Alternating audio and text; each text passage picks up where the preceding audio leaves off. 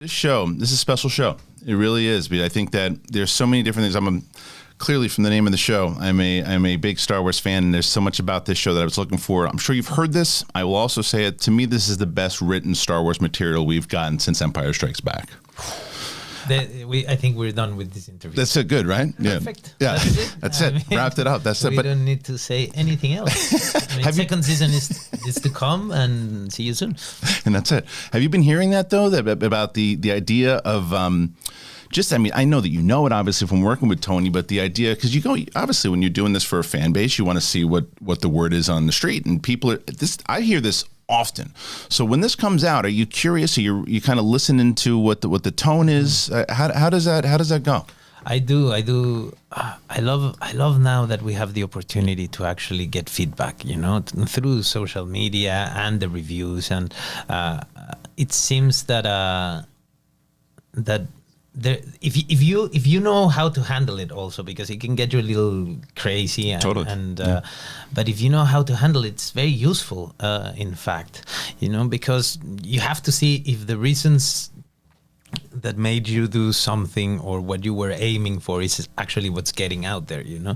And with this show, it's been very special that the words and the concepts and the ideas we had is what people is celebrating, which I love. It's like, I remember talking to Tony saying, like, we should be able to do something complex where characters are real, are grounded, where the moments feel intense and intimate. We need to find a way to have I think it started in Rogue One. I remember asking the director in Rogue One, why did you cast me, And he goes like, well, I love it, tu mamá también. And I go like, it's quite interesting. So what you're saying is that you wish you could do Star Wars with the tone of Tu Mamá También, and we said, yes, it's exactly that. This is the one about the people in Star Wars. This is the one that should feel familiar. And right. And you should feel you're witnessing the life of your neighbors, and it happens to be in a galaxy far, far away, but right. It should feel as close as that. And I think that's something we took to the next level with this with Andor. I think Tony was very he was reminding ourselves all the time.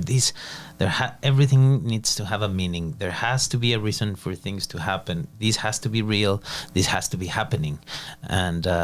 And then you go into the reviews and you read it's so real, it's so realistic, and you go like, wow, it's been the series. It's been celebrated for the same reasons I decided to do it, and that is unique. That doesn't happen often. No, it doesn't. I think it's also a nice change because I like for me, the fantasy side of it, the science meets magic, but I like the Sith and the Jedi and all that, but there's something about the rebellion side. And what I always wanted to see when the show was announced, I was like, I want to see, not only because we obviously know it's going to be focused on Andor from the title of the show, but I wanted to see that part of the Empire, the part of it, not only why they're so terrifying and the fascism and all that, not just that, because that we need to see from just the George Lucas side of it, but I wanted to see the actual human relationship, what Deidre is doing, and all this, because it was a great quote that Tony Gilroy gave. He's like, she's bad. She's bad, but she's got this, but there's this thing about her, this complex, what drives her, and it's every character, as you said, they're interesting and they're real,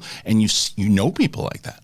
Yeah, there is not, I know it sounds cliche, but it's true. There is not good and bad people here. There is people making choices. Many make the wrong choice, but there has to be that element, that human element that connects you with them, even though you would be like, I probably would never get that far. Right. But I can see a human making a choice, a decision. I can see people dealing with who they are, and with that complexity, that duality that we all have, I remember saying a lot, this has to be on the gray areas always. It can't be easy to say okay, this guy is good, this guy is bad. Cassian starts making a choice that is very complex. Let's put it that way. And he takes he takes the decision in a second and executes and starts running.